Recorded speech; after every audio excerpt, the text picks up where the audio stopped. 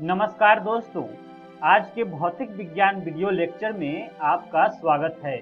आज हम अध्याय गुरुत्वाकर्षण के दूसरे भाग को समझेंगे। आइए जानते हैं कि आज के वीडियो में हम लोग क्या क्या पढ़ेंगे। दोस्तों, आज हम सबसे पहले गुरुत्वीय नियतांक के बारे में जानेंगे और उसके बाद पृथ्वी का गुरुत्वीय त्वरण को समझेंगे और अंत में पृथ्वी के पृष्ठ के नीचे तथा ऊपर गुरुत्वीय त्वरण को समझेंगे। आइए आज के पहले विषय से शुरू करते हैं, गुरुत्वीय नियतांक को समझते हैं। दोस्तों, गुरुत्वाकर्षण के सार्वत्रिक नियम में प्रयुक्त होने वाली गुरुत्वीय स्थिरांक g के मान को प्रायोगिक आधार पर ज्ञात किया जा सकता है तथा इस प्रकार के प्रयोग को सर्वप्रथम अंग्रेज वैज्ञानिक हेनरी कैवेंडिश ने 1798 ईस्वी में किया था। उनके द्वारा उपयोग किए गए व्यवस्था को चित्र में दर्शाया गया है। दोस्तों, चित्र से समझें। जैसा कि चित्र में हम लोग देख रहे हैं कि छड़ AB के दोनों सिरों पर छोटे शीशे की गोले जुड़े होते हैं।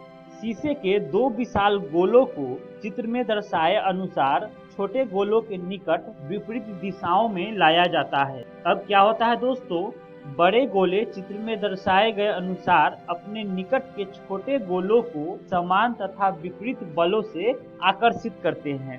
अब छड़ पर कोई नेट बल नहीं लगता है, परंतु केवल एक बल आघूर्ण कार्य करता है जो स्पष्ट रूप से छड़ की लंबाई का F गुना होता है। इस प्रकार यदि विशाल गोले तथा उनके निकट के छोटे गोले के केंद्रों के बीच की दूरी d है, कैपिटल M तथा स्मॉल m इन गोलों के द्रव्यमान को दर्शाता है, तो बड़े गोले तथा उसके निकट के छोटे गोले के बीच की गुरुत्वाकर्षण समीकरण F बराबर G कैपिटल M गुना स्मॉल m बटे d स्क्वायर से मिलेगा।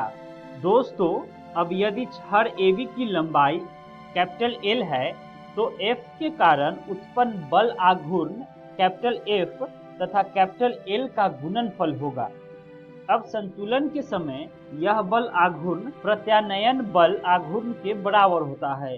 अतः समीकरण G गुना कैपिटल M गुना स्मॉल m बटे d स्क्वायर बराबर टाउ गुना थीटा होता है। इस प्रकार थीटा का प्रेक्षण करके इस समीकरण की सहायता से G का मान परिकलित किया जा सकता है। दोस्तों, कैवेंडिश प्रयोग के बाद G के मापन में परिष्करण हुए तथा G का प्रचलित मान इस प्रकार दिया जाता है। G बराबर 6.67 गुने 10 के पावर -11 न्यूटन मीटर स्क्वायर प्रति किलोग्राम स्क्वायर। आइए दोस्तों, पृथ्वी का गुरुत्वीय त्वरण को समझते हैं। दोस्तों, चित्र से समझे। माना कि पृथ्वी के केंद्र से r दूरी पर कोई द्रव्यमान m रखा गया है। बिंदु P r त्रिज्या के गोले के बाहर है।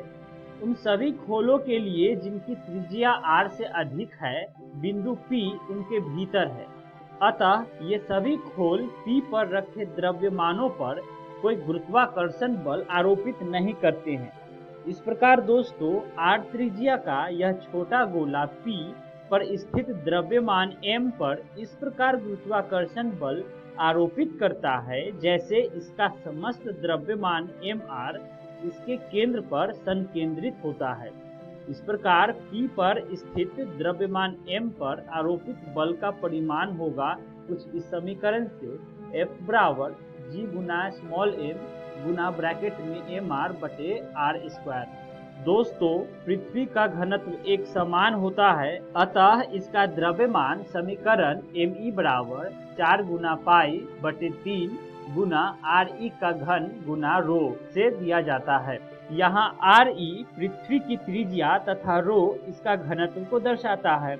इस प्रकार समीकरण F बराबर G गुना M ब्रैकेट में 4 पाई बटे 3 गुना रो गुना r का क्यूब बटे r का स्क्वायर।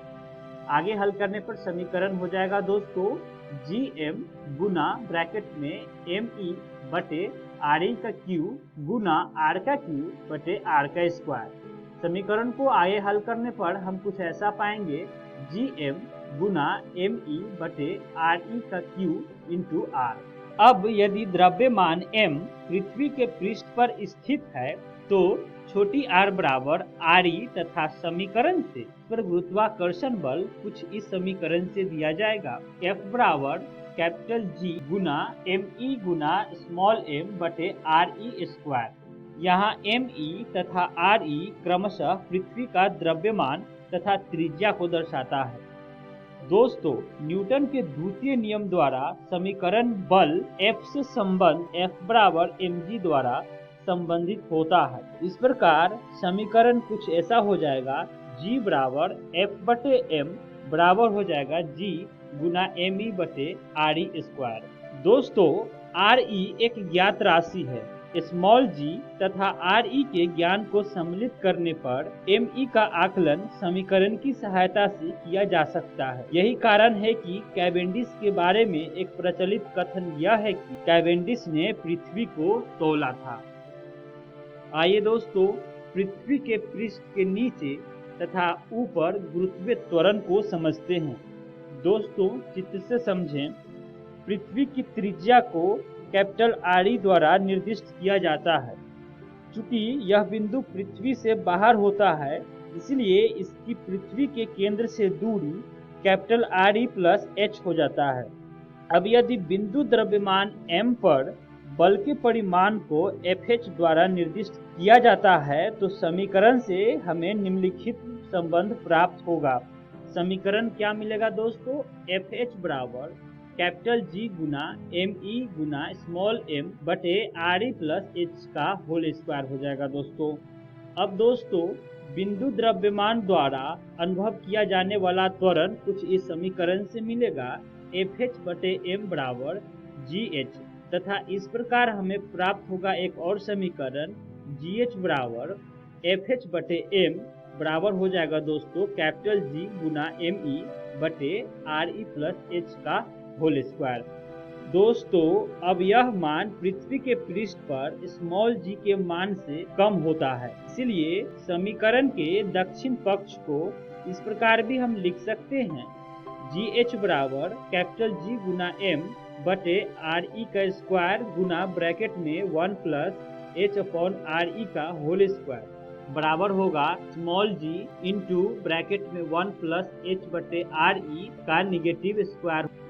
दोस्तों, अब हम पृथ्वी के पृष्ठ के नीचे गहराई d पर स्थित किसी बिंदु द्रव्यमान m के विषय में जानते हैं। चित्र में दर्शाए गए अनुसार इस द्रव्यमान की पृथ्वी के केंद्र से दूरी आर ई माइनस डी त्रिज्या के छोटे गोले तथा d मोटाई के एक गोलीय खोल से मिलकर बनी मान सकते हैं।